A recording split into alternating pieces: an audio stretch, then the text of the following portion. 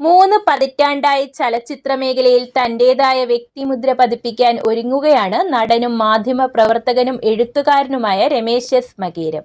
40കളിലെ പ്രണയം എന്ന തന്റെ ആദ്യ ചലച്ചിത്രമാണ് തിരക്കഥ എഴുതി സംവിധാനം ചെയ്തത്. ദേശീയ, അന്തർദേശീയ പുരസ്കാരങ്ങൾ ഉൾപ്പെടെ 21 പുരസ്കാരങ്ങളാണ് ഈ ചിത്രത്തിന് ലഭിച്ചത്.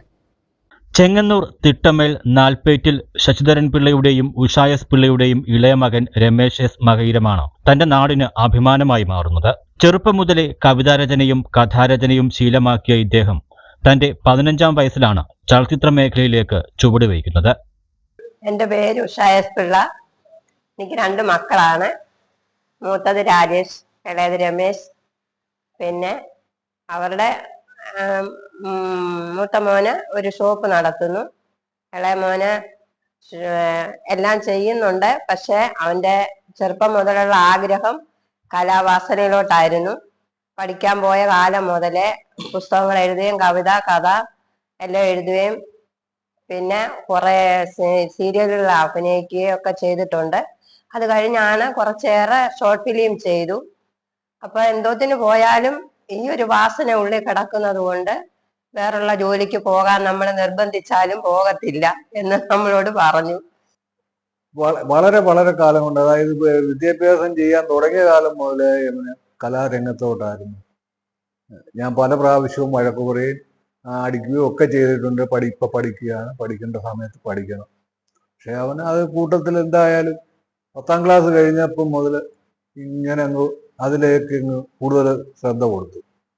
ഇത്തിരി വഴക്ക് പറഞ്ഞു എങ്കിലും പഠിത്തവും ഇതും എല്ലാം ആയിട്ട് കൊണ്ടു നടന്ന് എന്തായാലും ഇപ്പൊ ഒരു സിനിമ ഇറങ്ങിയതിൽ വളരെ സന്തോഷമുണ്ട്. ഒരുമാതിരിപ്പെട്ട ആൾക്കാരെല്ലാം വിളിച്ച് അഭിനന്ദനം കൊടുത്തു. കോളേജ് പഠനകാലത്ത് ഗൗരി എന്ന കഥയാണ് ആദ്യം എഴുതിയത്. ഇത് പ്രമുഖ പ്രസിദ്ധീകരണത്തിൽ അച്ചടിച്ചു വരികയും ചെയ്തു.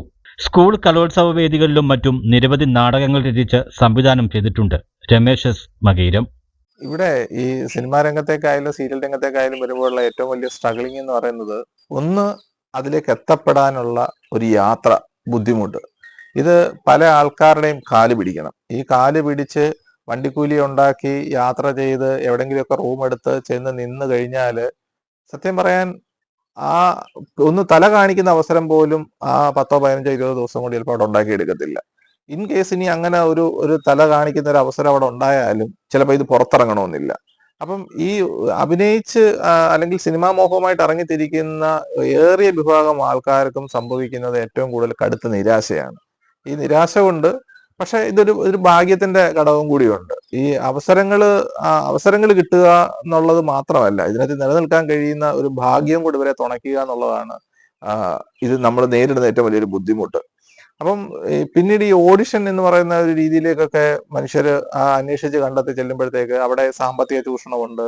ഈ പറഞ്ഞ പോലെ ഈ ശാരീരിക ചൂഷണം സ്ത്രീകൾ നേരിടുന്നുണ്ട്, പുരുഷന്മാരും നേരിടുന്നുണ്ട്. അതും അങ്ങനെ അത് നമ്മൾ എടുത്തു പറയേണ്ട ഒരു വലിയ കാര്യമാണ്. കലോത്സവങ്ങളിലും യുവജനോത്സവങ്ങളിലും നിരവധി സമ്മാനങ്ങൾ ഇദ്ദേഹത്തിന് ലഭിച്ചിട്ടുണ്ട്. സീരിയൽ രംഗത്ത് അഭിനേതാവായിട്ടായിരുന്നു തന്റെ ആദ്യ ചുവടുവയ്പ്. അഭിനയമല്ല തന്റെ തട്ടകം എന്ന തിരിച്ചറിവിലൂടെ പിന്നീട് തിരക്കഥ എഴുതിയും അത് സംവിധാനം ചെയ്യുകയും ചെയ്തു.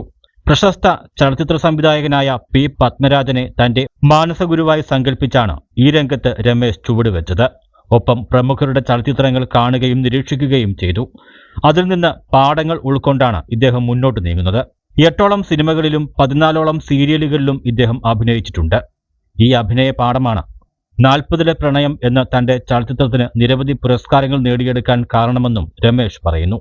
സിനിമാ സീരിയൽ രംഗത്ത് എത്തപ്പെടാനുള്ള യാത്ര ഏറെ ക്ലേശകരമാണ്. സിനിമാ മോഹവുമായി ഇറങ്ങിത്തിരിക്കുന്ന ഏറിയവർക്കും കടുത്ത നിരാശയാണ് അനുഭവപ്പെടുന്നത്. ഇതൊരു ഭാഗ്യപരീക്ഷണമാണെന്നും രമേശ് ഓർമ്മിപ്പിക്കുന്നു.